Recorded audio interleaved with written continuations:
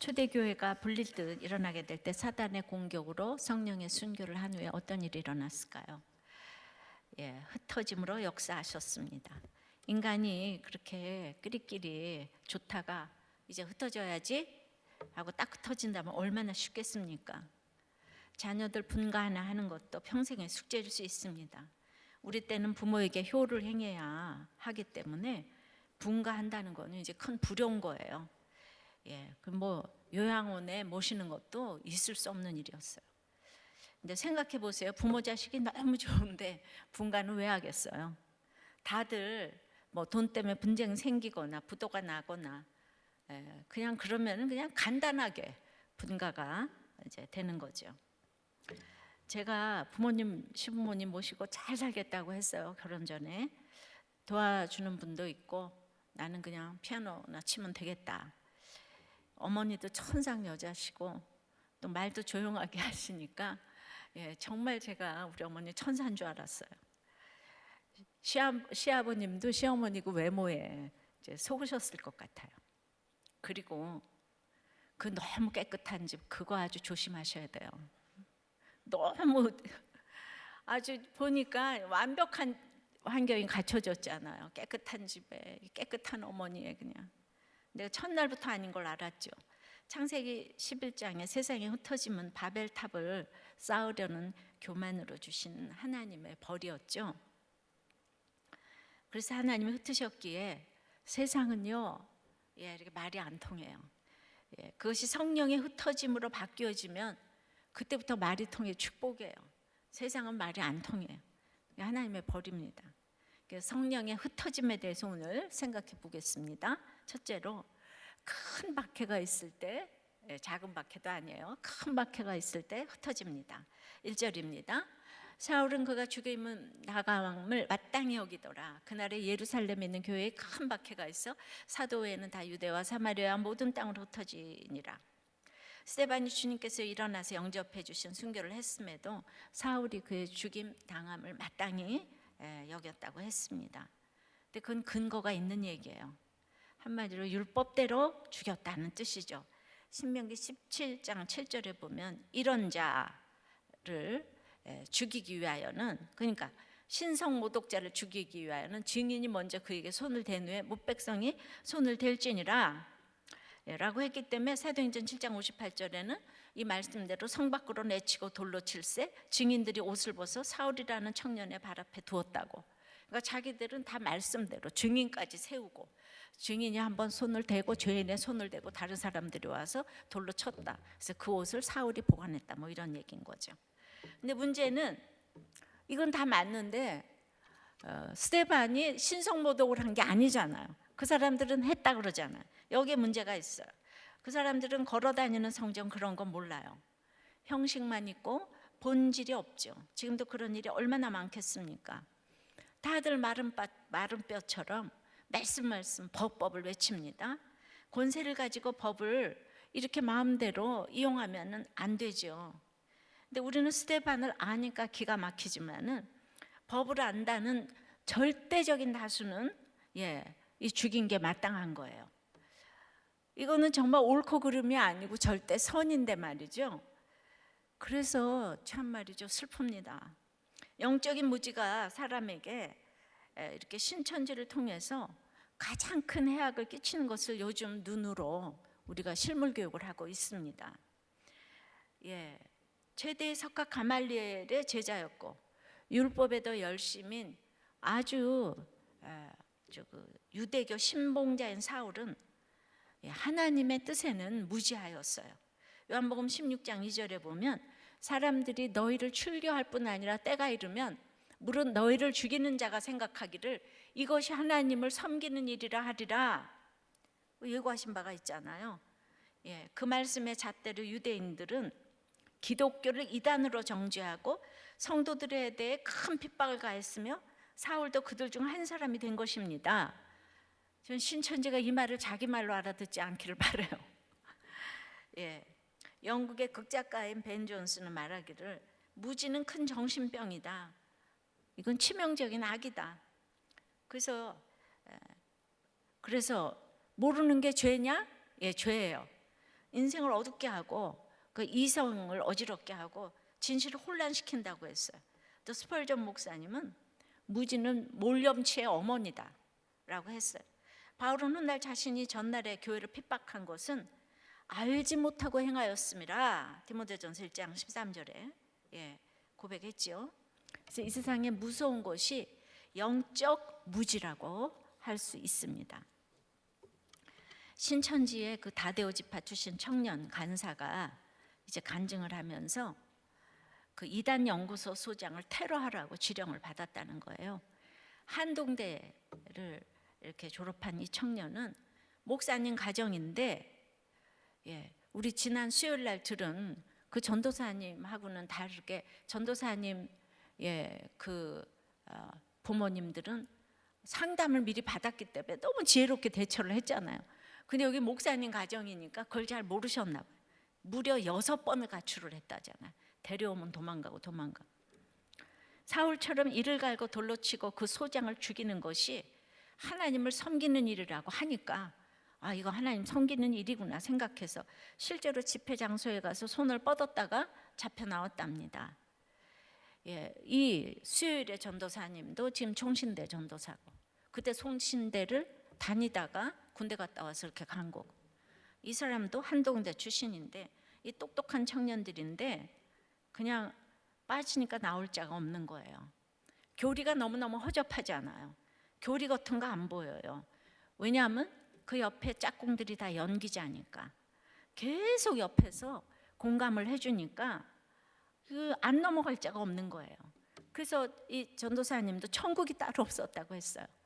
여러분들, 사랑하기까지가 문제인 거지 사랑에 빠지면은 우리가 교리, 스펙 이런 거 경력 따집니까? 그러니까 거기 한번 빠지면 못 나오는 거예요. 그 사람이 너무 좋은 거예요.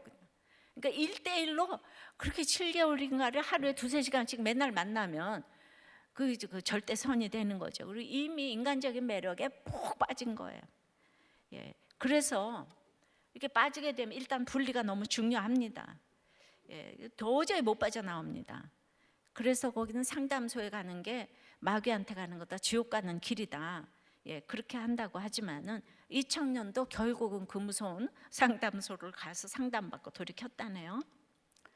신천지는 이번 주도 우리들 교회에서 13명이 오픈을 했습니다. 그래서 다 3년 있었다, 또 뭐 3개월 갔다, 또 한 번 갔다. 한 청년은 지금 5개월 동안 복음방해 센터까지 입문을 했는데 검사자로 나라에서 연락이 오니까 부모님에게 오픈을 했다는 거예요. 음성이랍니다. 그래서 우리 의 목사님이 전화로 반증을 해주셨는데 요새 만날 수 없는 게 많이 유감해요. 양육을 잘 받기로 했답니다. 그래서 벌써 오픈한 분이 한 20명가량 됩니다. 앞으로도 굉장히 많이 있으리라고 생각을 해요. 저는 우리들 교회 오픈이 너무나 위력을 발휘해서 이렇게 오픈들을 하십니다. 그리고 이제 이 오픈한 사람들이 정말 잘 있어줘서 신천지 신도들이 교회로 돌아오는 모델이 되어줬으면 좋겠어요. 그 자기들끼리 너무 똘똘 뭉치고 성경을 너무 잘 외우기 때문에 기존 교회에 이제 돌아오기 너무 힘들어서 이제는 이만희가 나이도 많으니까 전국적으로 12지파가 흩어져가지고 지파장들이 교회를 다 세우지 않을까 싶어요. 왜냐하면 이만희도 각종 이단을 다 거치다가 결국 하나 차렸잖아요. 그러니까 그럴 사람들이 지금 너무 많이 있어요. 그 사람들을 교회에서 다 이렇게 벽안시하고 이러면 교회 어떻게 들어오겠습니까? 이 대책을 세워야 된다고 저는 생각을 합니다. 근데 우리도 교회 벌써 이렇게 오픈한 사람들이 많아지고, 그리고 이제 그거 워낙 기존에 지금 다 있었던 분들이기 때문에 잘 이렇게 정착하리라고 봅니다. 스데반은 이런 사울을 낳기 위해서 죽고 순교한 것이죠. 사도행전은 누가가 썼어요. 사울의 주치의였잖아요. 그러니까 이런 장면들은 바로 누가 얘기해 줬냐 하면은 바울이 누구한테 얘기해 줘가지고 사울 때의 이 모든 거를. 그래서 사울은 이 장면을 평생 잊지 못한 거예요. 그래서 그냥 죄인 중에 괴수라는 말이 그냥 죽을 때까지 입에서 저절로 나온 거죠. 그리고 어떤 고난도 감당할 수 있었던 비결이 되는 이 장면입니다. 적용해 보세요. 여러분이 평생 잊지 못할 부끄러운 장면은 무엇입니까?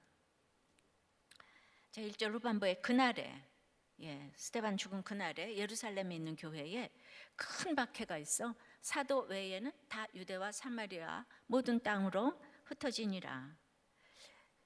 이게 바로 이 같은 하나님을 믿는다는 유대교에서 초대 기독교를 맹렬하게 박해를 한 거예요. 로마가 박해한 게 아니에요. 종교 전쟁이 제일 무섭습니다. 근데 요즘 신천지를 보면 그들도 교회라는 단어를 쓰잖아요. 그래서 꼭 우리 기존 교회가 자기네들을 핍박하는 것처럼 자기들은 또 이렇게 생각을 지금 하겠죠. 세상 거긴 교회라는 이름을 붙이면 안 됩니다. 신천지 집단 그리고 예수교 증거 장막 성전 이렇게 불러야지 왜 교회로 부릅니까? 세상은 교회를 똑같이 생각할 수 있기 때문이에요. 예루살렘과 유대와 사마리아와 땅끝까지 이르러 내 증인이 되리라 1장 8절에 그러셨는데 어떻게 흩어집니까? 사단은 박해로 도구가 되었고 하나님은 주님의 계획을 그 통해서 또 이렇게 신실하게 이루셨어요. 예루살렘 전도는 7장으로 이제 일단락이 됐어요.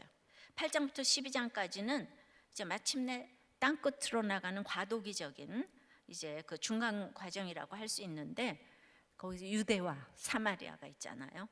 나가야 하는데 이제 그 유대와 사마리아로 나가야 하는 게 이제 이 초대교회의 이제 미션이에요, 비전이에요. 근데 너무 빠른 시간에 부흥을 했기 때문에 초대교회는 나갈 마음은 늘 있어요. 그런데 나갈 때가 되지 않았다고 생각을 할 수밖에 더 있겠어요? 이 사람들이 너무 끼리끼리 좋아서 못 나간 게 아니고 이게 너무 나갈 때가 아니지 않아? 우리는 양육을 더 받아야 돼. 그리고 흩어지려도 유대와 사마리아로 흩어지려면 누구는 유대로 가고 누구는 사마리아로 가겠어요. 그 제비를 뽑아 가겠어요? 그러니까 이게 자발적으로 가라 그러면은 이게 가는 게 쉽지가 않은 거예요. 베드로가 나눠도 이게 쉽지가 않은 거예요. 예루살렘 교회는 사람은 많은데 또 예배 쳐서도 마땅치가 않았을 거예요. 그러니까 전부 다 이게 언제가 흩어질 때지? 결정을 못하고 있었겠죠. 그런데 그냥 이 작은 핍박도 아니고 이거 큰 핍박이잖아요. 큰 박해가 오니까 그냥 간단하게 해결이 됐어. 간단하게. 그래서 저는 늘 이렇게 얘기를 했지만은 하루아침에 예배를 드릴 수 없는 날이 이렇게 올 줄은 정말 몰랐어요. 그래서 이번에 이걸 확실하게 보여주셨어요. 우리가 이렇게 천재지변이 나건 뭐가 나건 하루아침에 드리지 못할 수도 있는 거예요. 그러니까 준비를 하셔야 돼요. 그런데 말씀으로 준비된 사람들은 흩어지니까 사마리아뿐 아니라 후에 보니까 구브로에 그 베니게 구브로 안디옥까지 이방 지역까지 갔잖아요. 그러니까 말씀이 늘 있는 사람은 어디를 가도 하나님 이루시더라는 거죠. 그래서 제가 우리도 교회를 저 어떻게 흩으나 앉으나 서나 고민하고 또 고민해도 기도할 뿐이지 길이 안 보이죠. 그러니까 우리도 그래요. 흩어지기에는 교회의 역사도 너무 짧고 말씀 묵상의 역사도 너무 짧잖아요.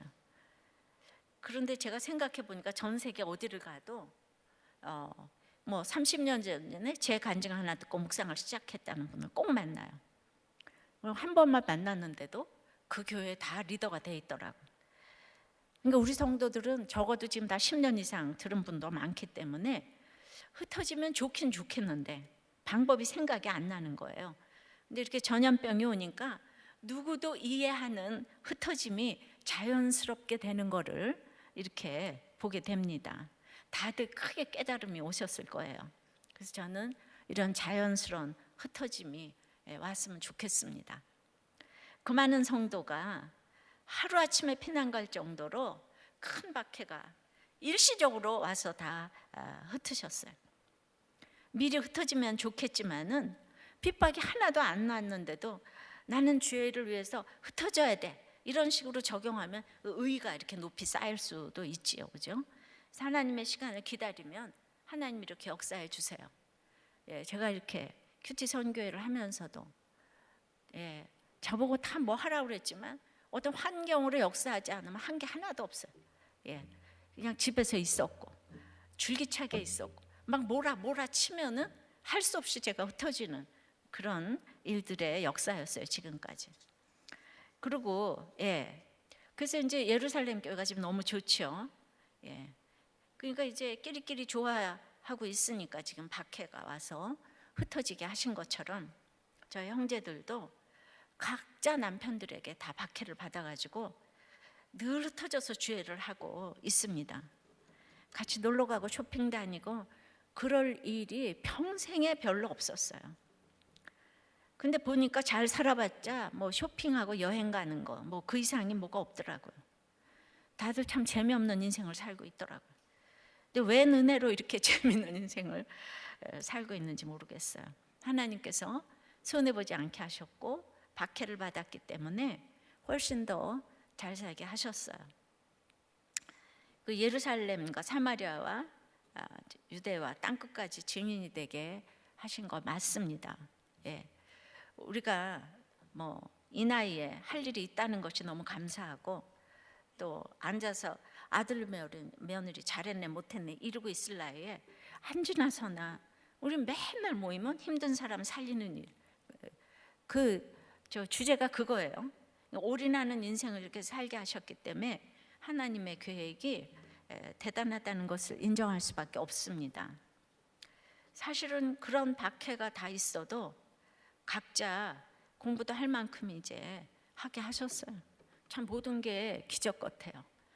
공부도 할 만큼 한 인류대학 나온 내 딸이 남편이 박해를 해주지 않았다면 얼마나 끼리끼리 모여서 좋아했겠어요. 우리 넷이 다 잘났는데. 그러니까 이 박해를 남편이 넷이 형부까지 다 합쳐서 한결같이 다 힘들어요. 근데 정말 이혼 안 한 게 하나님의 은혜고요. 그래서 이게 정말 그 힘든 남편 만난 것이 신의 한 수가 아닌가. 예수 믿는데 가장 합당한 환경으로 만드셨어요. 그 힘든 남편들 때문에 사치도 못하게 하시고 또 규모 있게 살게 하시고.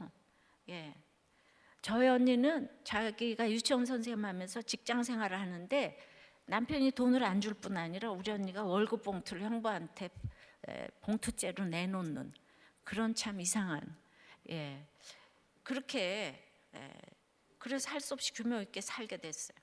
핍박으로 앉으나 서나 외출은 다 못하게 하고 그래서 앉으나 서나 하나님께 소망을 두게 하시니까 결국은 내 집 앞만 쳐다보던 시선이 모두 다 하나님께로 옮겨져서 그 내가 당하는 것을 마땅히 여기는 이게 남편들이 있어도 흩어져서 훨씬 더 잘 살게 하셨어요. 그러니까 저는 저대로 땅끝까지 이렇게 증인이 되고 저희 언니는 선교사로 저희는 유치원 교육계에서 이렇게 모두 이게 참 놀라운 일이에요. 그런데 여기 사도 외에는 다 흩어졌다고 했는데 사도들은 그러니까 흩어지지 않았다는 거잖아요. 뭐 여러 학설이 있는데 사도들은 히브리파고 그 7 집사라고 하는 그분들은 이제 헬라파였죠. 근데 스데반이 공회에서 너무 다 전곡을 찌르는 설교를 하니까 사내들인에서 이 헬라파 지도자들 때문에 헬라파의 박해를 훨씬 더 심하게 해서 그들만 흩어졌다. 그래서 사도들이 히브리파니까 그래서 거기는 안 흩어져도 지켜줬다 뭐 이런 얘기도 있는데 그건 또 좀 아닌 것 같고요. 그렇지만은 일부분 맞는 게 10장의 고넬료 이방인 고넬료가 이제 위에서 다 뭐 이렇게 고기를 달아 내리니까 그 베드로가 그거를 너무나 이해를 못했죠. 이방인을 금기시하는 이런 고정관념이 있었다는 것을 보여주거든요. 왜냐하면 그들에게도 몸에 밴 성전 우상주의가 남아 있을 수 있어요. 제자들이 마태복음 24장에 보면 예수님에게 저 성전을 보시옵소서 뭐 너무 화려하니까. 근데 그냥 2절에 예수님이 돌 하나도 돌에 남지 않고 다 무너뜨리우리라 그렇게 이제 하셨잖아요. 그러니까 그 스데반을 죽이려던 대제사장이 사도들을 스데반보다는 수위가 낮다고 생각해서 봐주셨을까? 예. 그러나 사도들에게 예루살렘을 죽기까지 사수하겠다는 의지도 분명히 있었을 것이라고 생각을 해요. 그리고 그들은 예루살렘 교회를 그래서 지켰어요. 그래서 완전히 원조 교회, 예루살렘 교회로서 그 명성을 지켰죠. 우리 유정순 집사님 할아버지인 유계준 장로님, 그분이 다 떠났는데 그 교회 산재원 교회 지키다가 공산당 총살 맞고 순교하셨죠. 그래서 결국 이 사도 요한 빼고 그 전부 다 사도들이 순교를 했습니다. 근데 아이러니컬한 게 하여튼 이때부터 사도들은요 등장하지 않아요. 역사의 뒤안길로 다 사라졌어요. 그리고 빌립이 이제 여기서부터 이제 8장까지 쫙 나오니까 스데반과 빌립 얘기가 지금 6장, 7장, 8장 계속 지금 나오고 이 9장서부터 이제 사도 바울, 스데반이 나온 그 불세출의 선교사인 바울의 시대가 도래하지요. 그러니까 이제 스데반의 열매가 왕성하게 활동을 했다는 것입니다. 스데반 때문에 그런데 생각해 보세요. 스데반 때문에 지금 대대적인 박해가 왔잖아요. 그래서 성도들을 다 흩어지게 했어요. 그러면은 그 사람들 중에서는 스데반에게 책임을 돌리고 싶지 않겠어요? 그런 사람도 있지 않겠어요? 재산 다 뺏기고 지금 흩어져서 나가는데 모두가 말씀이 들리는 건 아니니까요. 그래서 저는 그냥 진짜 스데반의 순교는 또 하나님의 한수다. 이 사람은 진짜 빨리 갔어야 된다.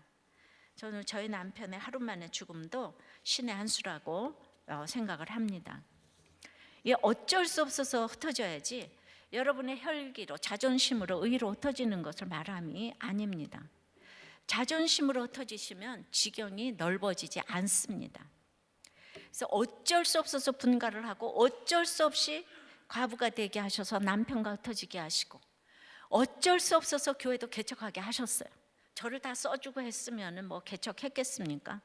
그런데 어쩔 수 없이 흩어진 것에 대해서 순종을 하니까 주님은 이렇게 영적 지경이 넓어지게 하셨습니다. 여러분의 가정생활, 직장생활 모두 다 영적 전쟁터이죠.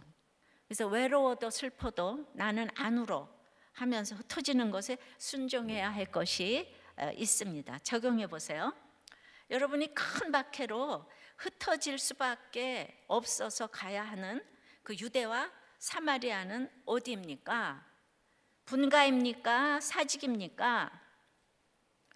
대구 사태 때문에 흩어질 수밖에 없는 식구들은 이 일이 성령의 흩어짐이라고 생각하십니까? 누구 때문이라고 생각하십니까? 세계와 중국 전 지역 크리스찬들이 우한에 마스크를 보낸대요. 그럼 우한 성도들이 지금 방호복을 입고 똑같은 시간에 마스크 한 장씩 주면서 하나님은 당신을 사랑하십니다. 예수님만이 소망입니다. 주님만이 평안을 주실 수 있습니다. 피켓 들고 전도를 한답니다. 근데 그렇게 전도가 어려웠던 우한에 이 마스크 때문에 지금은 다 전도지를 받아간다는 거예요. 하나님 이름이 확실히 각인이 되었다는 거예요. 그러니까 큰 박해이지만 전도가 지금 가장 잘 되고 있는 것입니다. 이것도 신의 한수가 아닌가 싶습니다. 근데 이제 그 가운데도 이렇게 박해 가운데도 성령의 흩어짐을 위해 두 번째는 크게 울어주는 사람도 있습니다. 2절이에요. 경건한 사람들이 스데반을 장사하고 위하여 크게 울더라. 그런데 여러분이 경건한 사람들은요 믿음이 좋고 좋은 기독교인들이 아니에요. 유대교인들인 거예요. 근데 너무 율법에 충실했던 사람들인데요. 그러니까 유대교인 중에서는 한쪽에서는 이를 갈며 돌을 던지지만 한쪽에서는 슬퍼하면서 시신을 수습해서 장례를 치러준 사람도 있다는 거예요. 근데 이 경건한 유대인들이 그 장례를 치러준 것은 죄인이기 때문에 율법을 거스르는 일이에요. 그러니까 불이익을 굉장히 당할 일인 거죠. 그런데 가슴을 치며 애고까지 해줬다는 거예요. 그들은 한마디로 경건한 불신자인 거예요. 그들이 교리로 스데반을 옳다고 했으면 이 초대교회에 다 와서 등록했겠죠. 근데 그들은 스데반이 옳다기보다는 스데반을 존경했어요. 이것이 중요한 것 같아요. 불신자들에게 존경을 받으면 얼마나 좋겠어요. 근데 늘 행위를 생각하면 저부터 자신이 너무 없습니다. 그래도 욕을 먹어도 복음은 전해야겠는데요. 그럼 또 비난을 받죠. 근데 신불신자들에게 또 칭찬을 받아야 되니까 복음을 전하지도 못하고 맨날 눈치를 봐요. 강박증을 가지려는 게 아니에요. 인간적으로 잘하는 게, 그러니까 우리는 답이 없어요. 그런데 여러분, 이론론이에요. 이론론. 하나님을 사랑하면 십자가는 지혜고 타이밍이라 그랬잖아요. 그러니까 세상 사람이 이걸 도저히 알지 못하지만은 하나님이 이걸 하실 수가 있어요. 그러니까 남들이 칭찬한다고 내가 칭찬받을 만한 사람 되는 게 아니고, 욕한다고 내가 또 욕먹을 사람 되는 게 아니에요. 그렇다고 항상 칭찬과 욕에 초연하라는 얘기도 아니에요. 그러니까 우리는 항상 경건과 구속에 초점을 맞춰야 한다는 거죠. 그렇지만 반대로 내가 남들을 칭찬할 일이 있으면 근거가 확실해야 되죠. 마음껏 칭찬을 하시라고요. 그러면 상급이 칭찬받는 사람보다 하는 사람에게 더 가기 때문에 그 칭찬하는 사람이 마음이 기쁜 거예요. 그러니까 무슨 얘기를 할 때 들을 때 두렵고 떨림으로 들어야 하는 것이고 해야 되는데, 그러니까 이제 누군가가 저를 칭찬하면 저는 상급이 없어지고 그분만 받을 사항이 크구나 생각합니다. 왜냐하면 내가 받을 그릇이 못 되는데 칭찬을 받으면 저는 받을 형벌이 크잖아요. 근데 이걸 못 깨달으면은 나에게 해주는 칭찬이 쥐약이 돼가지고 이 교만해가지고 받을 벌이 크게 된다는 거죠. 이해되시죠? 그래도 저는 우리 교회 성도들은 조용히 그러나 참 복음을 확신 있게 전하는 분들이 많아서 불신자들에게 좋은 소문이 나는 것을 이렇게 듣게 됩니다. 장례식 때마다 식구들의 기도와 헌신으로 불신 부모님들이, 또 불신 배우자가, 불신 자녀들이, 형제들이 영접하는 소문을 매주일 듣기 때문이죠. 그리고 또 어제도 우리도 교회 성도 때문에 회사가 정직해진다는 소문도 들었어요. 너무 본을 잘 세워서 사장님이 정직하기로 이렇게 결정을 했다. 너무 참 기분 좋은 소문이었어요. 며칠 전에 손주를 봐주던 할머니가 잠시 자리를 비운 사이에 집이 불이 나서 손주 셋이 안타까운 상황을 맞은 기사가 있었어요. 근데 반대의 상황의 장례식이 지난 주간에 있었습니다. 코로나19로 인해 그 안 믿는 동생네 어린 손주들을 돌보고 계시다가 가스를 켜놓고 옥상에 볼 일이 있어서 올라가셨는데 그만 그 문이 안에서 잠긴 거예요. 그래서 8층 옥상이셨는데 가스불 켜놓은 것 때문에 불안하셔가지고 아이들만 있으니까 벽을 넘으셔서 한 층을 내려오셨는데 거기도 잠겨 있었던 거예요. 그래서 한 층을 더 내려오시다가 그만 낙상을 하신 거예요. 돌아가셨어요. 나이도 60대 초반이신데 건강하시다가 갑자기 돌아가신 상황인 거예요. 이분이 권사님인데 이 가정에 처음으로 예수님을 믿으셨던 분인데 남편이 교회를 이제 안 나오셔서 기도 중이었다는 거죠. 이 부목사님이 장례식장에 도착하니까 너무 이제 온 가족이 눈물을 지금 흘리고 있었죠. 그게 얼마나 원망이 될 일입니까? 그 코로나 때문에 아이를 봐주러 갔는데, 그리고 이제 또 엄마 때문에 애들이 지금 엄마만 이제 돌아가시고 가족들 간에도. 근데 마침 그날 말씀이 부모와 처자와 형제와 자매 또 자기 목숨을 미워하지 아니하면 제자가 될 수 없다고 하는 말씀이, 이거는 무엇보다도 구원이 가장 중요하다고 하시는 말씀이어서 그 어머님의 갑작스러운 소천 또한 하나님께서 부르신 것이고, 권사님은 이 땅에서 제자로서의 사명을 다 마치셔서 가장 어르신 때에 하나님이 먼저 부르신 것이라고 이제 위로를 해드렸다는 거죠. 지난주 김정란 집사님의 장례를 통해서 남편의 구원이 이루어진 걸 말씀드리며, 천국에 계신 어머님이 가장 바라는 것이 바로 천국에서 다시 만나는 것이라고 이제 말씀을 전하신 거예요. 이게 말씀이 그냥 우리는 다예요, 진짜. 그랬더니 글쎄 아버님께서 이 목사님 손을 꼭 붙잡으시더니 꼭 교회 나가겠다고 너무 감사하다는 이야기를 해주셨어요. 그래서 꼭 아들 내외와 같이 우리도 교회 오시라고 말씀드렸더니 그렇게 하시겠다고 한 거예요. 매주일 우리는 이렇게 영적 지경이 넓어지고 있어요. 우리들 교회 성도들이 너무너무 불신 식구들에게 이렇게 이제 좋은 소문을 이제 나게 하신 거죠. 그래서 바로 이것이 크게 울어주는 장례가 아닐까 해요. 정말 갑자기 가셨지만 우연이 아닌 이 손주들을 위한, 이게 우연히 가신 게 아니고 손주들을 위한 그 마음이 다 전해지기 때문에 신불신 모두가 슬퍼할 수 있고 구원으로 연결되는 죽음인 것입니다. 그러니까 초대교인들이 흩어지면서 정말 믿음의 사람은 불신자도 울어주는 사람이 있구나를 보면서 소망을 가지게 되는 거죠. 사람들은 질그릇 같지 않아요, 그죠? 그래서 깨지기 쉬워요. 완전하지 못해요. 스데반이 그렇게 죽었는데 가시적으로 보여지는 것이 아무것도 없다면 두렵지 않겠어요? 스데반이 너무 비참하게 돌에 맞아 죽었는데 그거 보고 떠나려니까 발이 안 떨어지는데 똑같은 유대인들이 거기서 그 공회에서는 말을 못해도 스데반이 옳다고 하는 사람들이 있는 거예요. 그러니까 저를 개인적으로는 가깝게 여기면서도 어디 가면은 제 얘기를 못하는 분들이 있어요. 그러니까 그게 어떤 그 분위기가 그런 게 있잖아요, 그죠? 진정으로 울어주는 사람이 있으니까 흩어지는 사람도 같은 영으로 울면서 또 다른 하늘을 주목하며 그것이 인자의 영광을 보는 것이 아닐까 싶어요. 근데 우리들 교회가 이렇게 모이면 많이들 우세요. 은혜로 자기 죄 때문에. 근데 한 번도 안 온 사람이 있다는 거예요. 그런데 처음으로 한 방울 눈물을 흘렸다고 해서 그날이 기념일이라고 이게 축하를 해드린 일이 있었는데 그 다음엔 또 울었는지 모르겠네요. 내가 죽었을 때 나는 천국에 가서 너무 기쁜 것도 맞지만 그러므로 나를 위해 울어주는 사람도 있어야 한다고 생각을 합니다. 경건한 사람은 지금 스데반이 너무 불쌍해서 그런 게 아니에요. 스데반이 뭔가 이게 범접할 수 없는 그렇기 때문에 이거는 저는 사랑이라고 표현하고 싶어요. 그러니까 친정 부모 또 무슨 시댁 부모 다 돌아가셨는데 남편이 아내가 안 온다고 슬퍼하지 마세요. 이 사도 바울처럼 죽음을 마땅하게 여기는 남편이 울면 뭐 하겠어요? 경건하지 않은데 운다고 안 운다고 좋아하고 슬퍼할 게 하나도 없다는 거죠.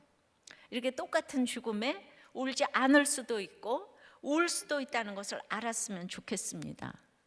사울은 이것을 다 보고 기억했습니다. 스데반이 돌에 맞아 죽는 거, 저들의 대를 돌리지 말라. 그리고 경건한 사람들이 크게 울었던 거, 크게 박해가 왔으니까 크게 울었어요. 그 지금 똑똑한 사울이 이걸 다 기억했습니다. 적용해 보세요. 여러분이 죽을 때 모두가 크게 울어주겠습니까? 마땅히 여기겠습니까? 경건한 사람들이 이렇게 크게 우는데도 사울은 더 악랄하게 박해합니다. 그래서 성령에 흩어지면 세 번째는 교회를 잔멸할 때 일어납니다. 그러니까 이 박해가요 이 정도로 가지 않으면 흩어지지 않아요. 그러니까 울었다고 해서 사울이 박해를 멈추면은 흩어지지 않아요. 이게 악랄할 때는 그냥 한량없이 악랄해야 돼요. 그래야지 흩어져요. 이게 얼마나 해석을 잘하는가. 해석을 잘해야지 해결이 되잖아요. 그러니까 자꾸 여러분들은 옳고 그름으로 생각하면 안 돼. 어떻게 저럴 수가 있지? 우리나라 되어지는 일들 모두 하나님의 장중에 붙들림 받은 줄 믿습니다. 우리 회개하고 기도만 하면 되는 거죠. 3절입니다. 사울이 교회를 잔멸할 새 각 집에 들어가 남녀를 끌어다가 옥에 넘기니라. 사울이 지금 잔인하게 멸하잖아요. 잔멸은 멧돼지가 밭에 들어가서 엉망으로 만들어 놓는 걸 뜻하는 단어인데, 그러니까 아주 기독교도들을 그냥 아주 잔멸하는 거예요. 아주 기독교의 씨를 말리려고 지금. 그러니까 뭐가 그렇게 지금 분해서 살기가 등등할지 우린 최고의 사도인 바울의 믿기 전의 모습을 지금 보고 있습니다. 그리스도를 경험하지 않은 열심은 그러므로 공동체에 오히려 큰 해가 됩니다. 예.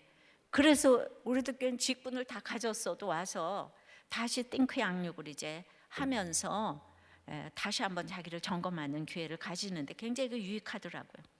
지금 내 열심을 돌아보세요. 누구를 위한 열심입니까? 예. 신천지가 꼭 그런 것 같아요. 그들은 나라 말은 안 듣고 총회장 말만 듣는다고 하네요. 그래서 그냥 이 바이러스 검사도 안 하고 전화도 안 받고, 그리고 재벌도 아닌 이 사람이 하루아침에 일시에 120억을 후원금으로 냈는데 대구시에서도 복지재단에서도 거절했다는 거예요. 안 믿는 사람도 돈 내는 것보다 방역에 도움 주는 것이 더 도움되는 것이라고 그 이유를 밝혔어요. 이게 상식 아닙니까? 그러니까 이 탈퇴한, 알바하면서 헌금한 돈이라고 탈퇴한 사람들이 그 돈 우리한테 내놓으라고.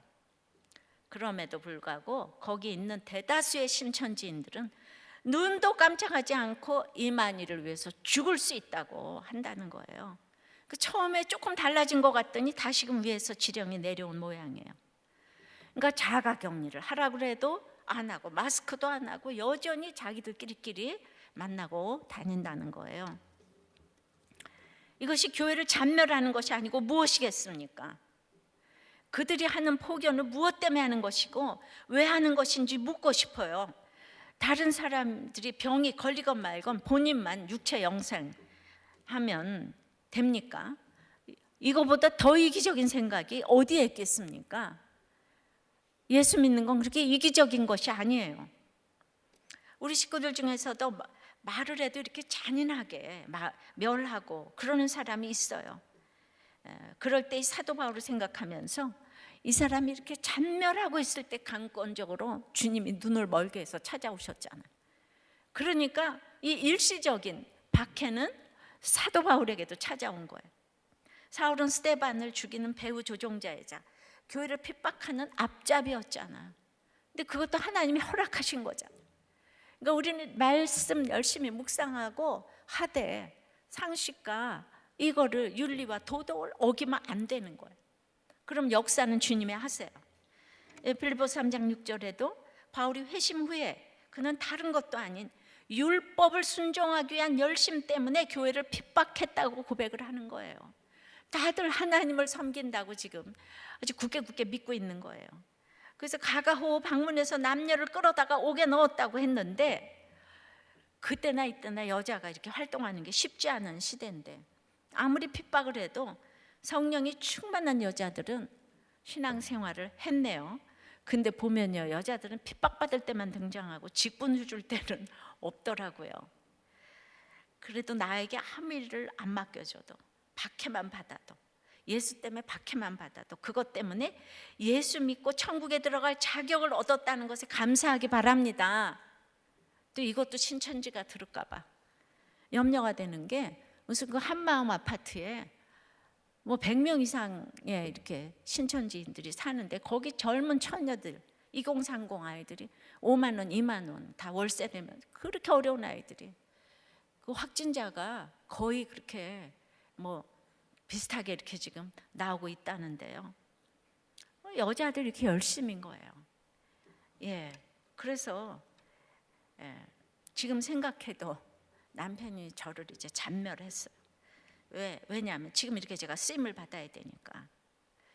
그래서 너무너무 잔멸하다가 하나님이 하루아침에 데려가신 게 아닌가 그런 생각을 이제 하는데 그렇게 잔멸하던 바울처럼 강권적으로 역사를 하셔서 회개를 하고 천국 갔기 때문에 누구도 못하는 역할을 죽어서까지 지금 찬란하게 하고 있잖아요. 그래서 요새는 누가 바울인지 나도 잘 모르겠어요. 남편인가 저인가 잘 모르겠어요. 어쨌든 사울의 믿기 전 상태의 남편을 붙여주셔서 지금까지 사람을 섬기게 됐습니다. 여러분을 잔인하게 멸하는 사건 때문에 우울과 두려움과 미움의 옥에 갇혔나요? 아무리 나를 가두어도 육체만 가둘 뿐이지 초막이나 궁궐이나 내 주 예수 계신 곳은 그 어디나 하늘나라인 것을 누리셔야 합니다. 사울이 스데반이 바로 이 인자의 영광을 경험하는 것을 목도한 것이죠. 그러니까 스데반이 바울 사도를 낳고 있는 장면을 지금 세세하게 지금 이제 기록하고 있는 거예요. 지금 사단은 스데반을 죽였지만 거기에서 사울이 스데반의 죽는 모습을 보고 있다는 사실을 간과했어요. 이제 옳고 그른 것은 인간의 시각일 뿐이지 내가 최선을 다해서 인생을 살았다면 스데반이 자신을 돌로 치는 자들의 죄를 그들에게 돌리지 말라고 하면서 그 상황에서 안식을 누리면서 잤다고 했잖아요. 그러니까 인자의 영광을 보면 이 사울의 잔멸도 감당을 할 수 있는 것이죠. 여기에 3대지의 답이 있는 거죠. 지난주에 인자가 중요 주제였습니다. 그런데 이게 다 어렵다는 거예요. 다시 한번 말씀드릴게요. 중요해서 인자라는 단어는 복음서에 82번 쓰이고 히브리서에 1번, 계시록에 2번, 그리고 스데반이 쓴 것까지 86번 쓰였어요. 예수님인 이 인자가 구름 타, 그러니까 예수님이 본인이잖아요. 그러니까 인자가 구름 타고 오는 것을 보리라. 본인이 자기를 인자라 보리라 하신 똑같은 그 자리에 그 인자가 하나님 우편에 서 계신다고 지금 스데반이 증거를 한 것이죠. 근데 예수님을 인자라고 칭한 경우는 여기 스데반밖에 없습니다. 예수님의 고난과 승천의 의미를 정확히 알고 있었다는 것인데 이 사람이 얼마나 주님과 친하고 확실하면 주님 보고 사람의 아들이라고, 우리가 생각하면 개미의 아들, 굉장히 이게 불경해 보이는 거 아니에요? 그런데 너무 친하니까 쓴 거예요. 자기와 같은 신분이었던 인자의 영광을 확실히 보았기 때문이에요. 그래서 이 땅의 언어로 쉽게 적용을 하면은 우리가 건축자가 쓸데없어서 버린 돌이 모퉁이의 머릿돌이 됐다 그러잖아요. 그런데 버려진 돌끼리 알아보고 지금 감격하는 거예요. 예수님하고 스데반. 버려진 돌, 버린 돌끼리 우리는요 서로 당한 사람들끼리는 그냥 너무 감동이 되는, 감격이 되는 거예요. 사단은 예수가 죽은 것까지는 인정을 해도 부활, 즉 하나님 우편에 계신 것은 부인하고 펄펄 뛰고 이를 갈다가 잔멸하는 거예요. 죽는 것까지는 인정해요. 그러게 이 두 개를 한꺼번에 얘기하지 않으면 까짠 거예요. 십자가만 얘기해도 안 되고 부활만 얘기해도 안 되는 거예요. 이런 하나님의 충만함을 느끼지 못하기 때문에 여러분이 자꾸 시험에 들고 조롱을 당할 때 상처를 받습니다. 엊그제 우리 부목사님이 새벽 기도에서 간증한 내용이에요. 주일에 이제 사역이 끝나고 파김치가 돼서 집에 들어간다고 밥 해놓으라고 밥 부탁을 전화를 했는데 이제 들어가 보니까 밥을 이제 그때 시작을 하고 또 렌지에는 김치하고 생 돼지고기를 그때 넣었다는 건 5분이 지나도 안 되고 10분이 지나도 안 되고 1시간이 돼도 이제 먹어보니까 다 질겨가지고 이제 못 먹어서 그때부터 그럼 압력솥에 넣어가지고 40분을 기다려서 찜을 하자고 하니까 지금 이제 2시간이 되도록 밥을 못 먹고 있는 거예요.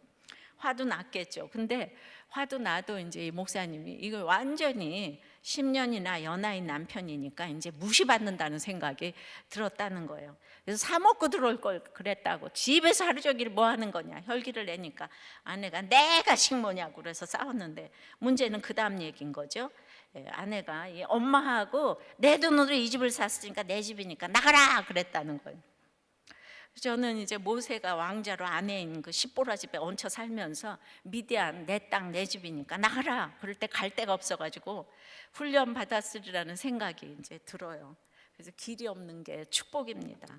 이럴 때 갈 데가 있으면 나가버릴 텐데 갈 곳이 없어서 이제 차에 있다가 또 거기서 히터 켜놓고 또 자면 어떻게 되나 검색해봤더니 죽는다 그랬대요. 또 살고는 싶어가지고 그래가지고 할 수 없이 이제 갈 데가 없으니까 새벽에 들어가서 사과를 했답니다. 이게 진심의 사과겠어요? 어쩔 수 없이 들어가고 어쩔 수 없이 사과하고의 인생인 거죠. 뭐 살아야 되니까. 돈이 있으면 혼자 살 수 있게 이럴 때 딱 그냥 집 나가버리고 그냥 사과 안 하죠. 요새 호텔 텅텅 비었을 테니까. 그런데 돈이 없어요. 그 목장에 여러분들은 싫으면 안 나가요. 예, 돈 있으면 싫으면 딱 안 나가요. 예, 다들 있잖아요. 없는 떨거지들 같아 보일 수 있잖아요. 돈이 일만하게 뿌리라는 말이 맞아요. 저는 아내도 할 말이 많이 있다는 거 알아요. 예. 그래도 이제 친정이 없던 김 목사는 이제 아내의 믿음도 인정하고 교회를 친정처럼 생각하고 교회에다가 이걸 잃는 거죠. 새벽기도를 통해서. 여러분, 아내 얘기를 이렇게 잃을 수 있는 거는 축복인 거예요. 이런 거 감당 못하는 아내들 많죠. 근데 어쩌면 그렇게 신나게 아내를 고발하는지 막 신이 내렸어요 그날. 그냥 그래서 근데 내가 그렇게 신나게 고발할 수 있는 거는 사실 그 아내 믿음이 훨씬 더 짱이기 때문 아니겠어요? 예. 그래서 말 안 해도 우리는 다 알아들어요. 김 목사만 모르지. 예. 여장부들은요, 파스타 가게는 해도 김치찌개 같은 건 잘 못해요. 그걸 모르시더라고. 그래서 과연 여장부라 이 설교를 듣고 잘 받아내고 있더라고요. 사실 배우자의 얘기를 좋은 얘기만 해야 하는 사람들이 가장 불쌍한 사람이에요. 인간이 100% 악하고 음란한데 어떻게 그렇게 좋은 얘기만 할 수가 있겠어요. 그러니까 우리가 죄인이라는 걸 인정을 못하니까 좋은 얘기만 하라고 하는 거죠. 그 우리들 교회까지 왔는데도 그런다면은 정말 그 얘기 못하는 게 가장 불쌍한 거 아니겠어요? 다 병원 가보기 바래요. 아무리 나를 잔멸해도 인자의 영광을 보면 흩어짐을 당해도 성령의 흩어짐이기 때문에 축복입니다. 예수님은 그래도 재판까지 갔지만 스데반은 그 자리에서 돌로 침을 당했잖아요. 살았더라면 당연히 숭배의 대상이 됐을 거라고 생각해요. 순교는 정말 신의 한 수입니다. 이제 사단은 스데반 죽이고 좋아했겠지만은 스데반의 뒤를 이을 열정적인 바울이 그 자리에 있는 걸 몰랐겠죠. 하나님 나라의 일은 일꾼과 증인이 끊어지는 법이 없습니다. 저는 저보고 다 무슨 고난, 목사님 무슨 고난이냐 그러는데 제가 이 고난으로 이만큼 사람들 살리고 가니까 여러분들 고난 더 크면 더 많이 살리시기 바래. 고난 비교하지 말고. 우리의 고난은 사람 살리는가 못 살리는가로 평가를 합니다. 그래서 제가 아무리 성경으로 남편들 살리고 또 남자 목사들 살리는 거 이게 핵심 가치라고 해도 여자가 왜 설교를 하냐 앞으로 달아댑니다. 정말 사울이 그랬을까요? 하고 싶어서 하는 목회가 아니고 강권적인 부르심 때문에 하는 건데 끊임없이 무시를 해주는 걸 경험하며 가는 것이 제게는 큰 특권이라고 생각이 돼서 깨어있게 합니다. 이 말을 알아듣는 우리들 교회 성도들의 수준은 정말 대단한 것 같습니다. 적용해 보세요. 나를 잔멸할 때 미움, 서러움, 두려움에 오게 갇히지 않는 비결은 무엇일까요? 아까 답을 얘기했죠. 말씀 맺습니다. 성령의 흩어짐은 큰 박해가 있을 때 흩어집니다. 성령의 흩어짐을 위해 크게 울어주는 사람도 있습니다. 교회를 잔멸할 때 일어납니다. 그래서 우리는 십자가의 전달자가 되어야 되는 거예요. 서라면 서고 이제 어디든지 가고 주에 서라면 나는 전하리. 이런 십자가의 전달자가 되어서 성령의 흩어짐의 주인공이 됐으면 좋겠습니다. 찬양하고 기도합니다.